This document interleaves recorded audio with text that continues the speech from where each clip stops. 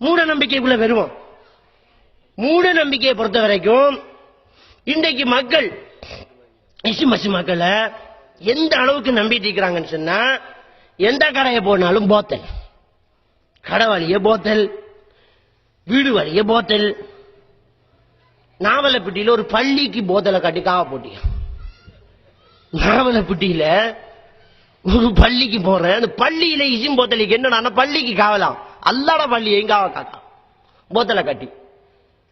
அப்ப ரசூலுல்லாஹ் சொன்னாங்க மன் தஅல்லக தமீமத்தன் ஃபக்கத் அஷ்ரகன்னு சொல்லி, எதை கட்டி தொங்க விட்டா அல்லாஹ் இணை வைத்துக் கொண்டான்னு சொன்னாங்க. யாரு தாயத்தை கட்டி தொங்க விடுறானோ, தமீமாவை கட்டி தொங்க விடுறான், இணை வச்சுட்டாங்க. இல்ல என்ன சொல்லலாம் தெரியுமா, குர்ஆனை கட்டலாம். நாங்க குர்ஆனை கட்டிக்கு பாத்ரூம் போகலாமா, இல்ல மூடித்தானே இருக்கு, அப்ப ஒரு ஷூகேஸ் போட்டிக்க குர்ஆனை வச்சு பாத்ரூமுக்கு வைக்கலாமா? அப்ப பதில் வராது. குர்ஆனை கட்டி தொங்க விடுறதுக்கு அனுப்பப்படல, அதை படிச்சு ஓதி வழங்கி அமல் செய்துட்டு தான் சஹாபாக்கள் வந்தாங்க, அதான் செஞ்சாங்க.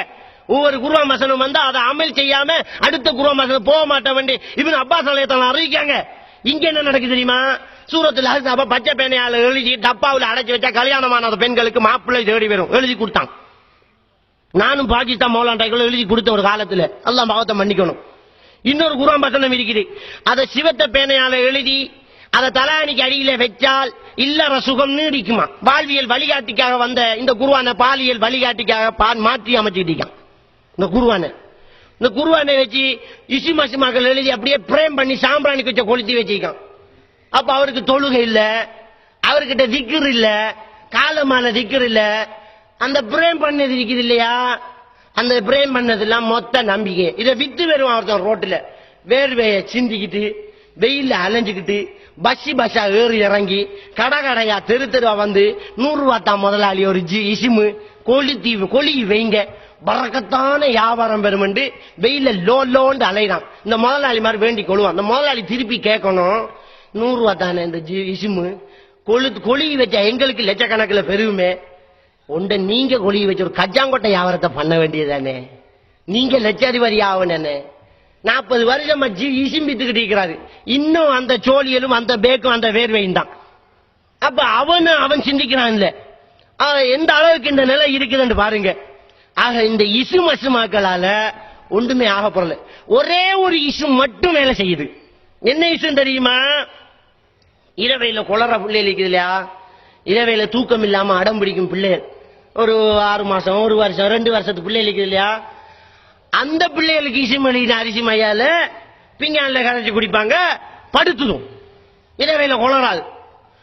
அசருக்கு பிறகு இசும கொடுக்க சொல்லுவாங்க, பிள்ளை படுத்துடும். அடுத்த நாள் அசருக்கு பிறகு உண்டம்பாங்க, 7 இசும் கொடுப்பான்.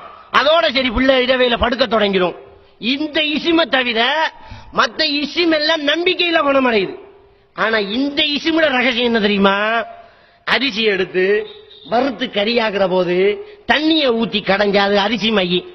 ஆனா சின்ன பிள்ளைக்கு இசுமுழுகிற அரிசியை வறுக்கிற நேரம் ஒரு கட்டு கஞ்சாவை போட்டு வறுத்து அதை வேற டப்பாவில் எடுத்து வச்சு அதை தொட்டு எழுதி கொடுப்பான். பிள்ளை நிஷான்ல படுத்துக்கிட்டு ஏமாத்திட்டு பிள்ளைய கொண்ட கொடுத்து கொஞ்சம் கஞ்சா கொடுங்க மௌலவியங்க, நம்ம வேற ஒன்றும் இல்லை, ஏமாத்திட்டு.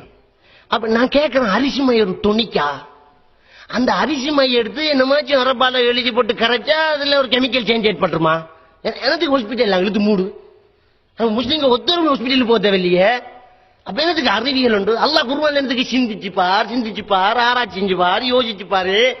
அஃபலாயத்த தப்பருன குர்ஆன் இதெல்லாம் என்னத்துக்கிட்டான்ல, இவன் என்ன காட்டுற மார்க்கம் இல்லையா? அந்த துவா கூடும் இசுமாசுமாவும் எல்லாரையும் பேன அலைய விடுற மார்க்கம் இது.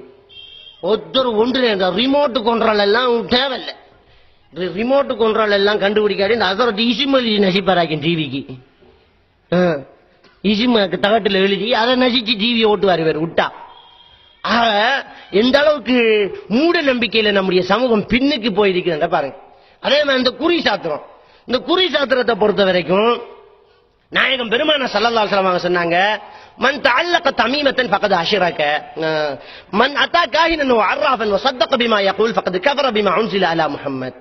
யாரெல்லாம் குறிகாரன் சாத்திரகாரனிடம் போய் அவன் சொல்வதை உண்மை என்று நம்புகின்றார்களோ அவன் குர்ஆனை நிராகரித்து விட்டான். ரசூலுல்லாஹி ஸல்லல்லாஹு அலைஹி வஸல்லம் அவங்க சொல்லி காட்டுறாங்க. அப்ப குறிகாரன் சாத்திரகாரனிடம் போனால் குர்ஆனை நிராகரித்ததுக்கு சமம். என்று அல்லாஹ் குர்ஆன்ல சொல்றான், லா யஅலமுல் கைப இல்லல்லாஹ், மறைமுகமான ஞானம் அல்லாஹ்க்கு தவிர வேற யாருக்கும் கிடையாதுங்கறான். ஆனா இவன் என்ன செய்றான், போய் குறி சாத்திரம் பார்க்க. இந்த குறி சாத்திரம் சொல்றவனுக்கு மறைமுகமான ஞானம் இருக்கான்னு கேட்டா இல்லங்கிறது இப்ப நமக்கு தெரியுது. நடந்த சுனாமியை பத்தி ஒரு